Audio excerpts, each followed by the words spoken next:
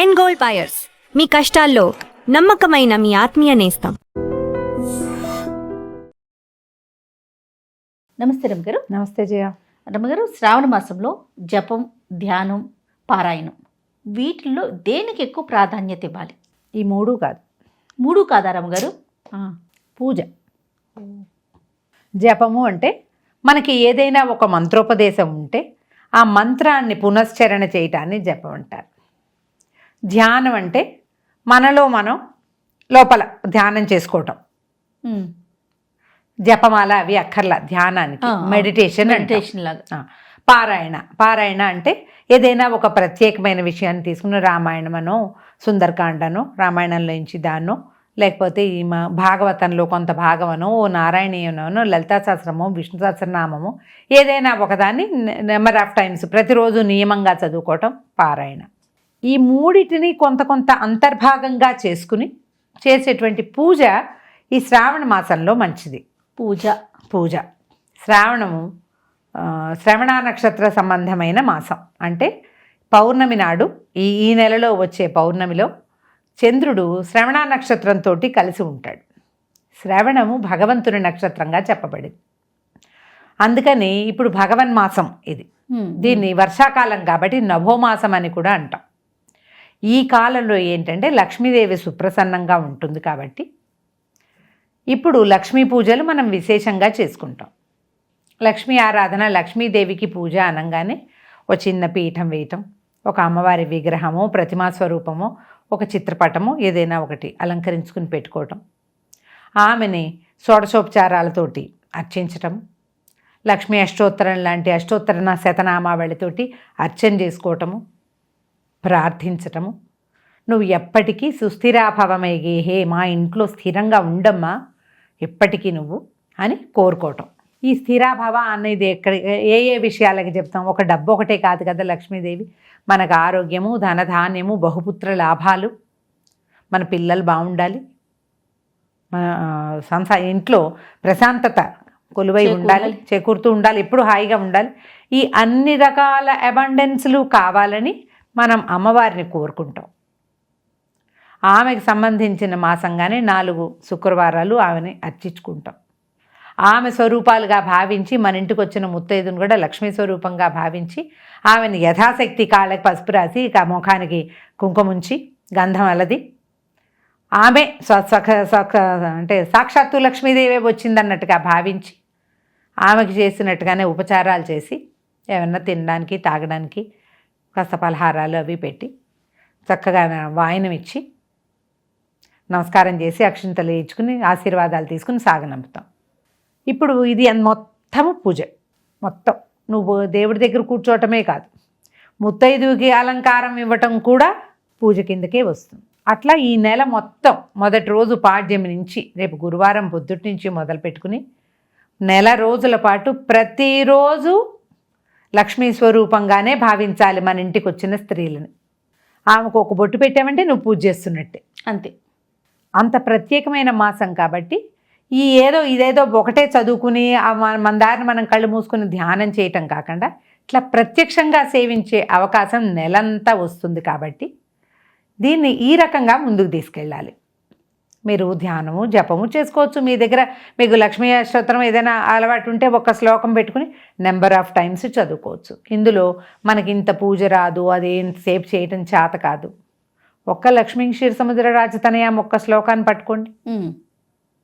ఒక్క మహాలక్ష్మి అష్టకం 8 లేదా 9 శ్లోకాలు ఉంటాయి, అది చదువుకోండి. వచ్చిన ముత్తైదుకి బొట్టు పెట్టండి, మీరు పూజ చేసినట్టే. ఎవరు వచ్చినా ముత్తైదు అనే కాదు, ఆడపిల్లలు వచ్చినా, చిన్నపిల్లలు ఎవరైనా వస్తే ఆ పిల్లకు కూడా ఒక బొట్టు పెట్టి ఓ పండో, ఓ ఫలమో, ఓ పువ్వో, ఏదైనా ఒక తినుబండారమో చేతిలో పెట్టినా కూడా ఇదంతా కూడా లక్ష్మీ పూజ కిందకే వస్తుంది. ఓకే. అందుకని మనకి శ్రావణ మాసం సుసంపన్నమైన మాసంగా చెప్తారు. ఎవరింటికి వెళ్ళినా ఏదో ఒక వస్తువు వస్తూ ఉంటుంది. మనం సంపాదించుకున్నట్టు కాదు, అంతే కదా. మరి ఆ రకమైన గెయిన్ని పొందండి. మనను ఒకళ్ళు లక్ష్మీ స్వరూపంగా భావించారు అంటే మనలో మనకు ఎంత సంతోషం కలుగుతుందా? నేను లక్ష్మిని అని మనకు తెలుస్తుంది. అంతేగా. మనం అట్లా భావించినట్టే కదా. ఆ భావాన్ని లోపల స్థిరపరచుకోవటం వల్ల ఏమవుతుంది? పాజిటివ్ ఎనర్జీ పెరుగుతుంది లోపల. లక్ష్మీ భావంలోకి వెళ్ళాం మనం. అంటే ఇప్పుడు మన జీవితంలో మనకేవో 100 రకాల సమస్యలు ఉంటాయి. మనం వాటితో కొట్టుమిట్టాడుతూ ఉండొచ్చు ఒకవేళ. కానీ మనం ఇతరులకు అట్లా కనపడాల, వాళ్ళకి లక్ష్మిగా కనపడ్డాం. అప్పుడు మనల్ని మనం ఆశ్వాసన చేసుకోవాలి, మనకు మనం ఆశ్వాసన చెప్పుకోవాలి. అంటే ఇప్పుడు వీళ్ళకి లక్ష్మిగా ఉంటే నాకు నేను ఎంత బాగా ఉండాలి, నేనెంత హాయిగా ఉండొచ్చు, ఈ సమస్యలన్నీ పోతాయి, దూది పింజల్లాగా వెళ్ళిపోతాయి. ఈ శ్రావణ మాసంలో మబ్బులు ఎట్లా తొలిపోయి వానలు పడుతూ ఉంటాయో, వాన పడంగానే మొత్తం మబ్బంతా కరిగిపోతుంది కదా, మళ్ళీ కొత్త మబ్బు వస్తుంది అనుకో. అలాగే నా సమస్యలు కూడా పోతాయన్న ఒక పాజిటివ్ దృక్పథం మన లోపల పెరగడానికి ఇది పనిచేస్తుంది. రైట్. ఈ రకమైన ఉపాసన విధానాన్ని అలవరుచుకోండి, ఇది మనకి ప్లస్ అవుతుంది. ఖచ్చితంగా ఇలా ఆలోచించండి. తప్పకుండా రమ్మగారు. నమస్తే. నమస్తే జయ. And for more videos, Please subscribe to iDream. Please subscribe to iDream. Please subscribe iDream. And please subscribe to iDream. For more videos, subscribe to iDream. please like, share and subscribe to the channel. Congratulations, iDream. Subscribe to iDream. Subscribe to iDream. So subscribe to iDream Media. iDream ki iDream team andarki huge congratulations. Please subscribe iDream Media. Please subscribe to iDream. Subscribe iDream. Please subscribe to iDream. iDream అంటే నా కళల channel subscribe చేసుకున్న నోరు తిరుగుతలేదు, మీరైతే గంట గుర్తు కొట్టండి. For more such videos, please subscribe to iDream. Subscribe to iDream. Please subscribe to iDream. Please subscribe iDream Media. Please do subscribe to iDream. Please subscribe to iDream Media. For best entertainment and information, please subscribe iDream. And don't forget to subscribe to iDream.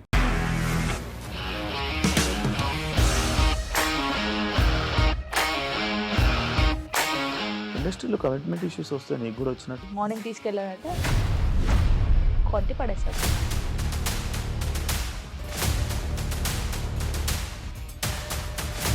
ఒక్కళ్ళు కూడా చూడలేదు ఈ cinema అని చెప్పడానికి కూడా చాలా ధైర్యం కావాలి. అది నిజం కదా, దాంట్లో ధైర్యం ఏంటి? ఇది నెక్స్ట్ డే ప్లేట్ మార్చేస్తే తప్పు కదా. As of now we are comfortable this అని నేను అనుకుంటున్నాను. రష్మిక గారిది మీది ఒకే ఊరంట కదా? నీకు కోపం వచ్చిందంటే బాగా తిట్టేత్తరా? తిట్టేద్దామండి.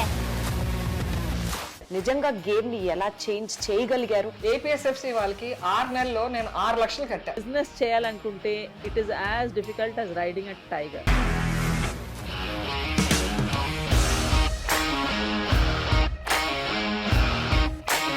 ఇండస్ట్రీలో కమిట్మెంట్ ఇష్యూస్ వస్తే నీకు కూడా వచ్చినట్టు మార్నింగ్ తీసుకెళ్ళాడంటే కొట్టి పడేస్తాడు.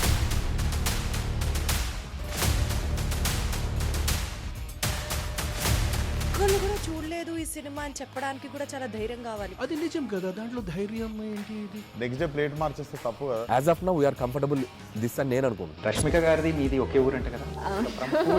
నీకు కోపం వచ్చిందంటే బాగా తిట్టేత్తరా? తిట్టేద్దామండి. నిజంగా గేమ్ ని ఎలా చేంజ్ చేయగలిగారు? ఏపీఎస్ఎఫ్సి వాళ్ళకి 6 నెలల్లో నేను 6 లక్షలు కట్టా. బిజినెస్ చేయాలనుకుంటే it is as difficult as riding a tiger.